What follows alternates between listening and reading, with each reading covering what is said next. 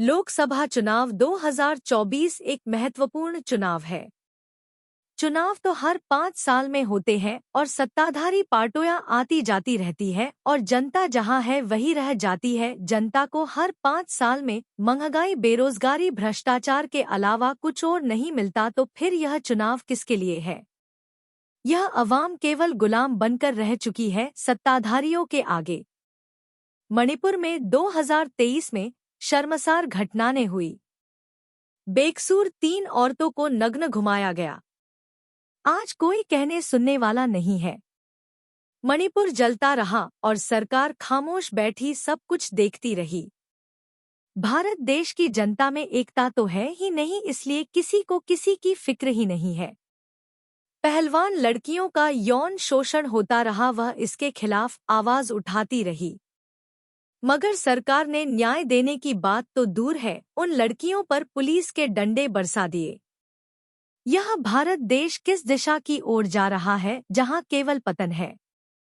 तो चुनाव 2024 का तात्पर्य क्या रह जाता है? किसी की भी सरकार बनती है, जनता को क्या मिलेगा?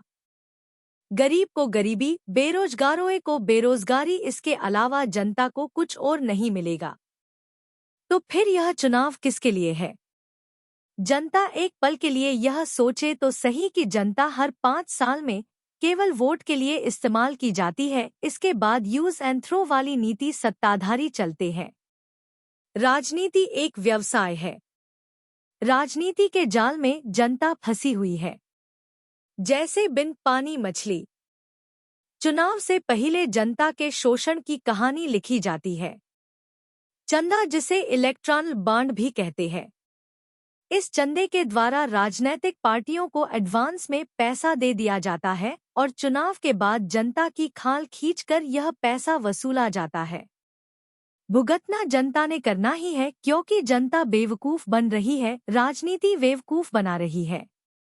जनता का भी अंधापन है कि जनता ने परिवर्तन को नहीं अपनाया, ईमानदार लोगों को वोट नहीं दिए और आज यह ईमानदार लोग केवल ईमानदारी के कारण जेल में बंद है। केजरीवाल, मनीष सिसोदिया, सत्येंद्र जैन को बिना किसी सबूत के जेल में बंद किया हुआ, वो भी दिनेश अरोड़ा शराब कारोबारी की झूठी गवाही के बना पर। भारत देश में शायद इस तरह की राजनीति पहली बार देखी गई है। मुख्यमंत्री को बिना किसी सबूत के जेल में डाल दिया। यदि शराब कांड भी था तो पहले मुकदमा चलता है, बाद में गिरफ्तारी होती, मगर आज ईस्ट इंडिया का कानून भारत देश में चल रहा है। कोई कहने सुनने वाला नहीं है। आज स्थिति ऐसी है कि यदि कोई गरीब इंसान जिसके पास अपना केस लड़ने के लिए पैसे नहीं है, कोर्ट में जाता है तो बिना धन वह अपनी याचिका दायर नहीं कर सकता, क्योंकि वकील की मोटी फीस देने में वह असमर्थ है।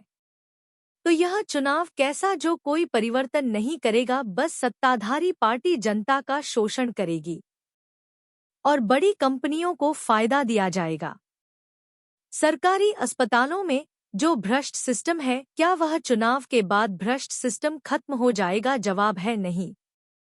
आज भी सरकारी अस्पतालों में गरीबों के लिए जो सरकारी दवाइयां जनता के लिए फ्री आती है, वह बाजार में केमिस्टों को बेच दी जाती है और गरीब जनता को इन केमिस्टों से दवाई खरीदकर अपना इलाज करवाना पड़ता है।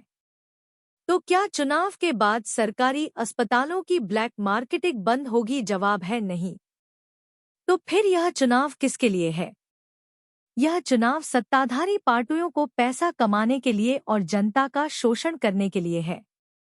जनता तो आजाद देश की गुलाम बन चुकी है।